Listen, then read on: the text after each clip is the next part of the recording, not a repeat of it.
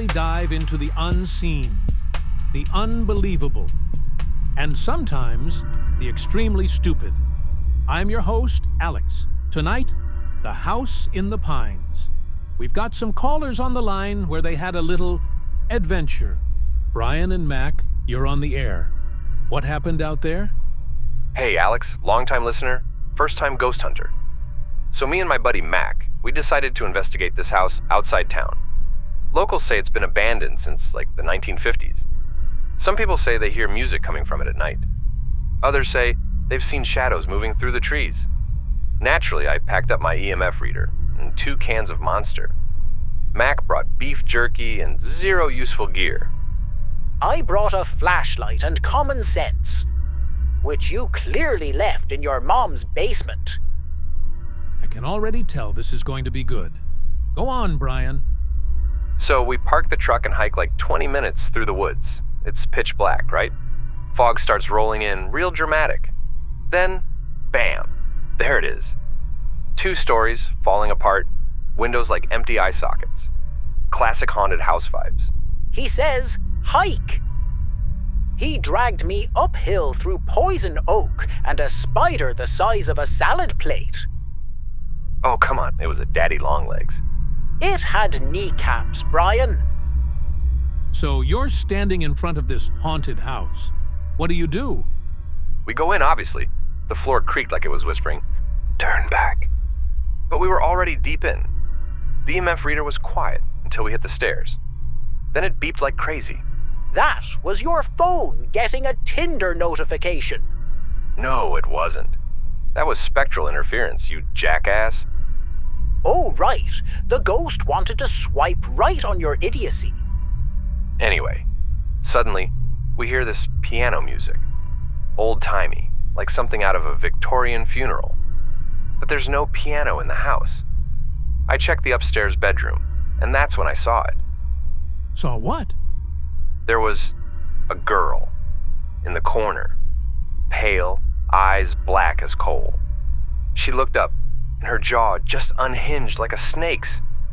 I swear to God, Alex, I froze. And then she whispered, "Brian forgot to hit record on the camera. Again." It's not my fault the batteries died. They didn't die. You put them in backward. Brian, you summoned a ghost, but couldn't summon the basic skills of a 9-year-old with a flashlight. You ran away screaming like Scooby-Doo. I didn't scream. I tactically retreated. And also, you jumped out the 2nd-story window.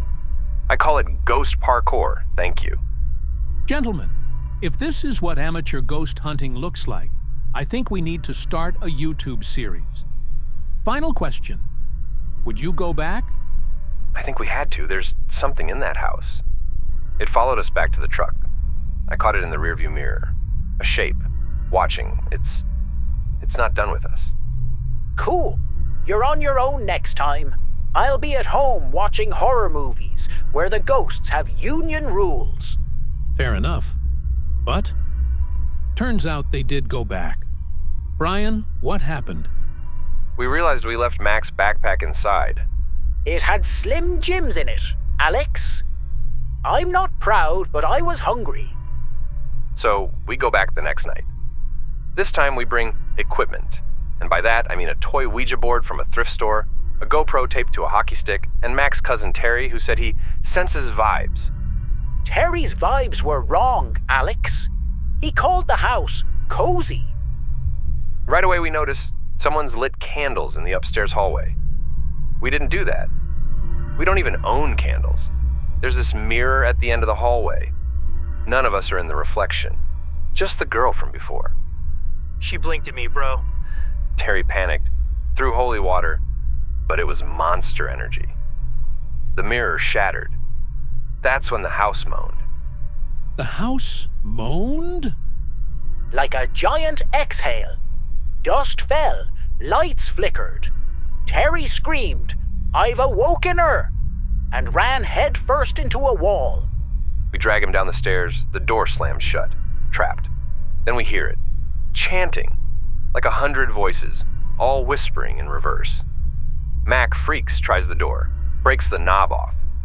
Brian tried to call 911 with his Fitbit. It has Bluetooth! It's not a phone, Brian. The piano starts again, but it's in the walls. Then Terry wakes up, says, "She's inside me now," in her voice. That sounds like a possession. Or indigestion. Either way, Brian throws a Bible at the wall. It bleeds. I tried to recite Latin, but it was from a Harry Potter book. The wall didn't care. It laughed. And then I offered the ghost the Slim Jims. I said, "Let us go, and these are yours." The laughter stopped. Door opened. We walked out while she snacked. she unwrapped it mid-air. I saw it. It happened. Brian, Mac, that may be the dumbest haunting I've ever heard, and I believe every word. We're never ghost hunting again. We're going back next week with walkie-talkies. I swear to God, Brian, I will bury you in that house. And with that, we will see you all next time for another round of Ghost to Coast AM. Just don't forget your Slim Jims. Please like and subscribe for more.